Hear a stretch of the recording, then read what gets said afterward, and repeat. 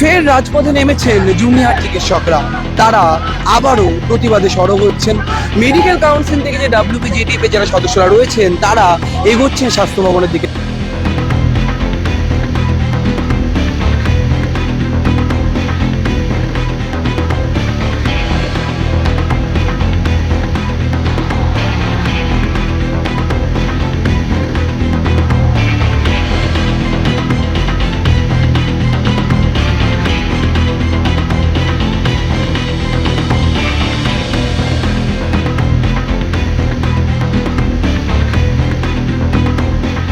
দেখুন, আবার নতুন করে পথে নেমেছি এরকম নয়, আমরা পথেই ছিলাম। আপনারা সবাই জানেন যে এই গোটা জায়গাটায় আজকে বিচারের এতদিন আমাদের সহকর্মীর সাথে যে ঘটনা ঘটলো তারপর প্রায় 4 মাস পেরোতে যায়।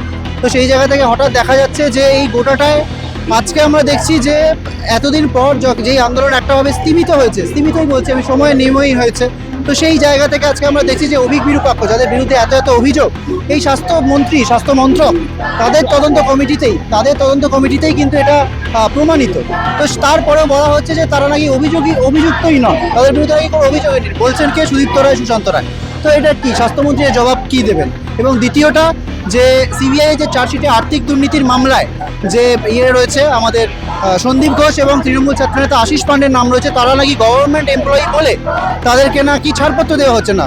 তো এটাও আমরা মিডিয়ার মাধ্যমেই জানতে পেরেছি। তো এই গোটা বিষয়টা কেন হচ্ছে, তো এর উত্তর জানার জন্য আজকে কিন্তু আমরা এই WBMC থেকে স্বাস্থ্য মন্ত্রককে করছি।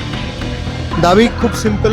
আমাদের বারবারই আমরা যে আন্দোলনটা করেছি সেই আন্দোলনের মধ্যে আমরা একটা কথা বারবার বলেছি যে এই ঘটনার পেছনে এবং পরবর্তী অভয় যাতে না হয় সেখানে থ্রেড কালচার বলে একটা খুব গুরুত্বপূর্ণ জায়গা আছে, এবং সেই সব থ্রেড কালচারের মাথায় যারা রয়েছে তাদেরকে এই সিস্টেম থেকে সরাতে না পারলে বা শাস্তি না দিলে তাহলে এই সিস্টেম কখনো ঠিক হবে না বলেই আমাদের মনে হয়েছে।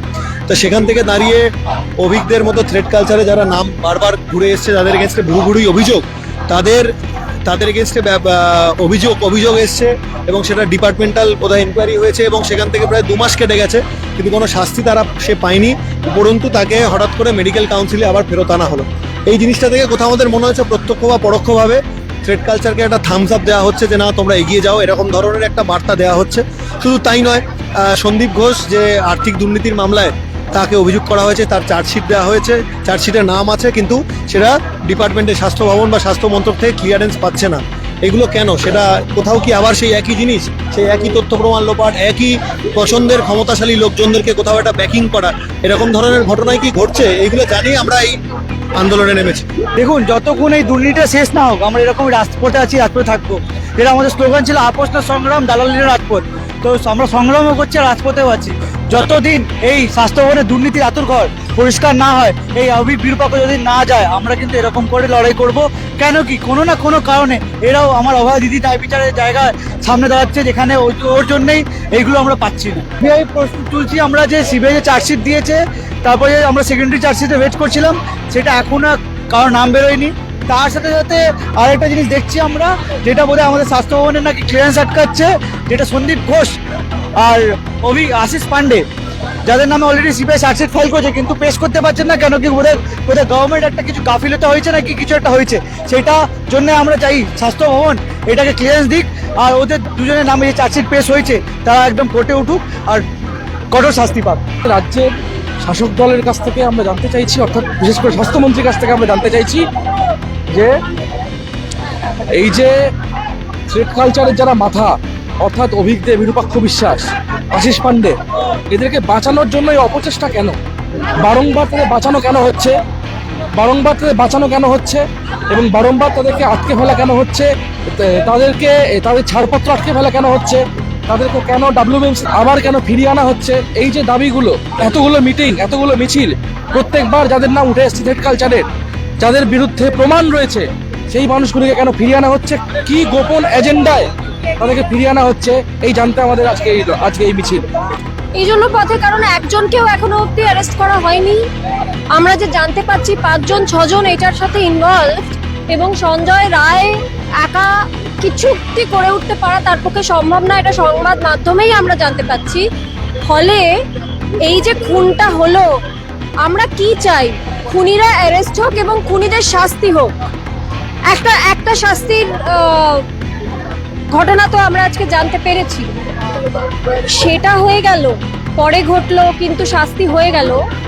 কিন্তু এটা এতগুলো মাস হয়ে গেল, একটা ইনস্টিটিউশনের মধ্যে এই ঘটনাটা ঘটলো, এতদিন কেটে যাচ্ছে, কেন অ্যারেস্ট হচ্ছে না কেন কেউ? এটা তো আমরা এখন সবাই বলছেন, বারবার বলছে, মেডিকেল রিপোর্ট বলছে, সিবিআই বলেছে যে একজনের পক্ষে সম্ভব না এটা করা। তাহলে বাকিরা কোথায়? আমার একটা খুব বেসিক দাবি, বাকিরা কোথায়? অনেকটা দিন কেটেছে, তারপর সেই মিছিল, যে মিছিলে তারা ডাক দিয়েছেন, সেই মিছিলে কিন্তু বেশ বিশাল পরিমাণে লোকজন রয়েছেন এবং তারা শুধুমাত্র তারা চিকিৎসক, জুনিয়র চিকিৎসক নন, তারা বিভিন্ন সমাজের বিভিন্ন ক্ষেত্রের মানুষজন তারা কিন্তু রয়েছেন। সব মিলে এই মুহূর্তে স্বাস্থ্য ভবন অভিযানের যে কথা বারবার বলা হচ্ছে, সেই বিষয়টি নিয়ে কিন্তু সোচ্চার হচ্ছেন চিকিৎসকদের একাংশ এবং সেই সোচ্চার হওয়া থেকে তারা বারবার দাবি জানাচ্ছেন যে কিভাবে এই বিচার পেতে কেন এত দেরি। স্বাস্থ্য ভবন, মেডিকেল কাউন্সিলের বিরুদ্ধে তারা বারবার অভিযোগে সোচ্চার হচ্ছেন। ক্যামেরায় সুমনের সঙ্গে রবেন দাস, সংবাদ প্রতিদিন .in।